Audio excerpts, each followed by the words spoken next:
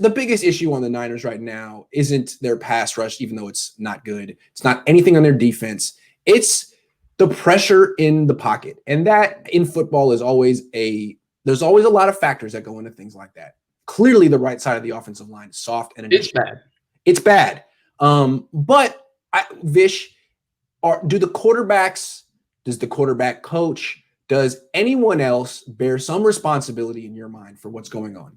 Yeah, the quarterbacks are definitely culpable. Like, the offensive line, is it bad? I'm not going to sit here and tell you it's good. It's bad. It's bad. It's not the best offensive line. But my consistent point has always been that besides 4 or 5 offensive lines like the Saints, the Browns, the Buffalo Bills to an extent, the Indianapolis Colts, the rest of them are all terrible. Yes. Right? They're all bad. You need a quarterback with good pocket presence that moves well within the pocket and can change platforms and throw. Like, I'm sure that was one of the things that would have – when you watched the Chicago game, that was the thing with Matthew Stafford that was special. It wasn't just the throws he was making. Every play, there would be a guy coming. He would move right, get away from him, flick it 20 yards, dot. That's what impressed me. I mean, he was just so precise with his pocket movement. And I don't remember him playing like that when he was 23, 24. No. Back when the Niners would play him every year and Harbaugh was the coach. I saw him at Candlestick. I was always like, this is Matthew Stafford.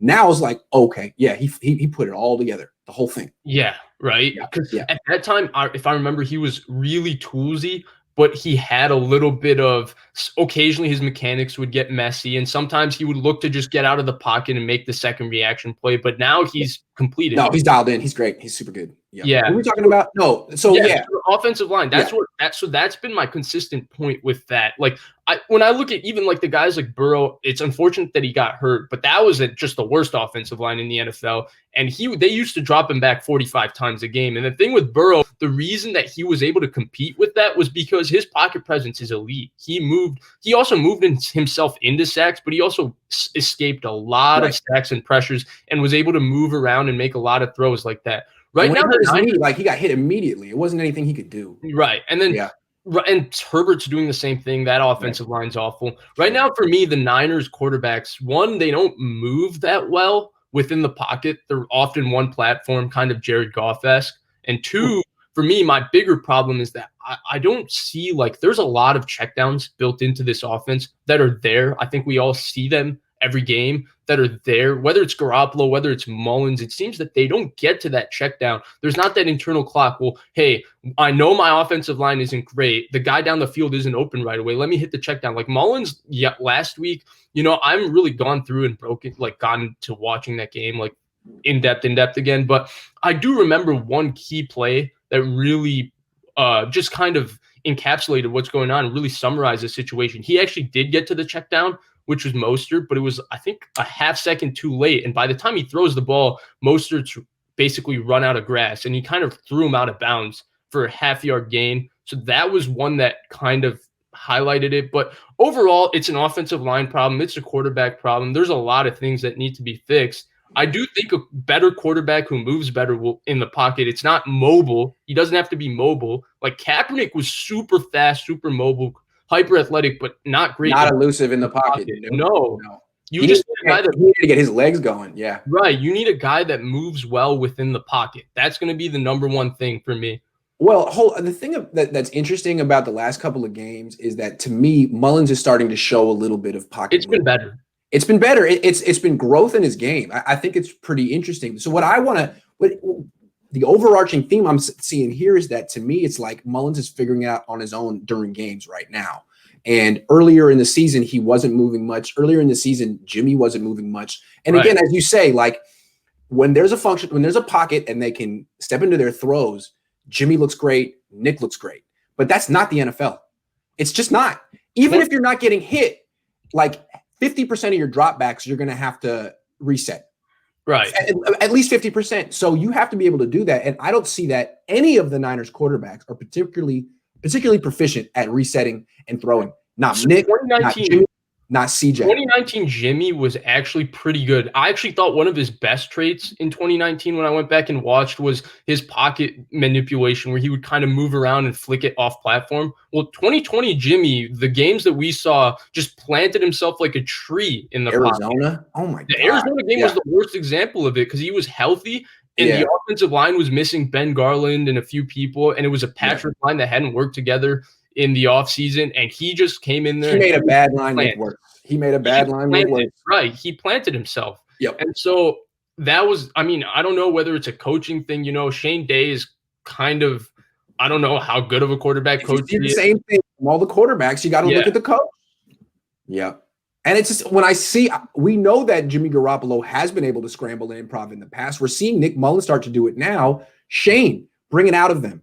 These guys, your quarterbacks never scramble, Shane. Did you know, like they've scrambled 5 times this year? It's not even scrambling. How many times do you see them step up? Well, McGlinchey gets beat. Let me step up. Or my guard got beat. Let me step away to the right and make a throw like that. They just plant. They're on one. I just don't think there's enough of a coaching emphasis on this team on what happens when the play doesn't work exactly how it's drawn. It has to be, because I think the one credit we can give all 3 quarterbacks on the 49ers if anything, they're all coachable, right? I think they all come across as coachable. So I think if you keep telling them, hey, move in the pocket, hey, when you get to the platform, you're on one platform for half a second, your offensive line is going to probably get beat. Have the presence to feel it, move around, and, you know, maybe work on it. Or maybe they do, and these guys just aren't getting it. Who knows? But it just feels like there's something missing here.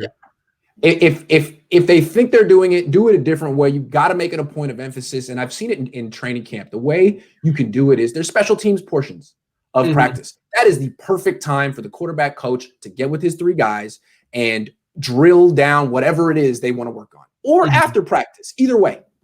That's a good topic. And for me, actually, when we start looking at quarterbacks, you know, I'm not a draft expert or anything, but the one thing I am learning after watching football the next 2 years is that when I'm looking at quarterbacks and watching them in college, I'm going to definitely have pocket presence as like the number 1 or number 2 thing that I want the most. It's a guy because offensive line play is just awful across the NFL, and every team seems to have 2 studs.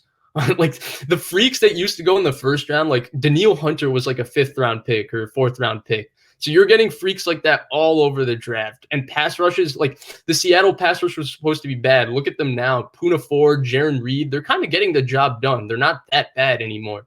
So it's interesting you mentioned pocket presence. That's different than mobility. It's different than athleticism. It's a whole different thing. So the 2 most athletic quarterbacks in the draft, Justin Fields and Trey Lance. When you watch them, I'd be interested to hear what you think of their pocket presence, because what I see is 2 quarterbacks who drop back and stand in one spot. I think do Wilson not reset that way. Oh, absolutely. Wilson can do it. Fields and Lance don't. They're big guys. Wilson is mid-size. Fields and Lance, they drop back, they stand in one spot like a statue, and when they get touched, when they get bothered, then they're athletes. So to me, that's not necessarily pocket presence. That's, you know, standing in one spot and then becoming an athlete. You know, I think the mobile quarterback conversation has been too it's been down.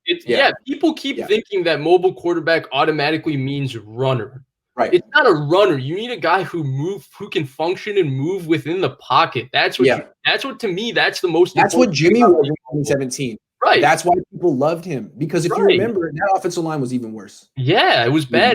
He was a really good pocket mover. Like Tom Brady's the master pocket mover, and he's not mobile at all. Like Mahomes, we saw it with Josh Allen. Josh Allen barely ran against the Niners, but he was constantly, it wasn't, he was just going to run out of the pocket and he was faster than everybody. No, he stood in the pocket and he was big and he would kind of move around within it and he could throw off any platform. That's the more important thing.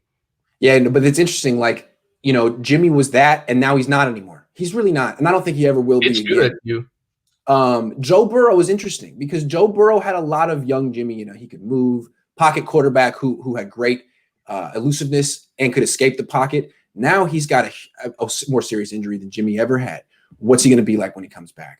So, you know, I do. Although we're not really talking about Joe Burrow. Sure, but I'm just saying, let's just touch on him real quick. With him, I do think he's going to have that case because everybody has that when they come back. But the thing with him, like Deshaun Watson, you know, Deshaun Watson, his first year back, he was a little tough. They're elite upstairs. That's right. They're elite upstairs. So and I'm not saying Jimmy isn't, but I'm not saying Jimmy is. No, he isn't at their level upstairs. No.